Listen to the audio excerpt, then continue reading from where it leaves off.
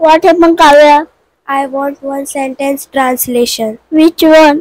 एक काम कर, तू तिला फोन कर. I don't know this translation. We will ask to map. एक काम कर, तू तिला फोन कर. या वाक्याचे इंग्लिश जाणून घ्यायचं असेल तर हा व्हिडिओ पूर्णपणे बघा. एक काम कर, तू गप्प राहा. Do one thing, you keep quiet. एक काम कर, तू आता बोलू नकोस. Do one thing, now you don't talk. एक काम कर, तू गाणं शिक. Do one thing, you learn to sing. एक काम कर, तू उद्या इकडे ये. Do one thing, you come here tomorrow. एक काम कर, तू तिच्याकडून मदत घेऊ नकोस.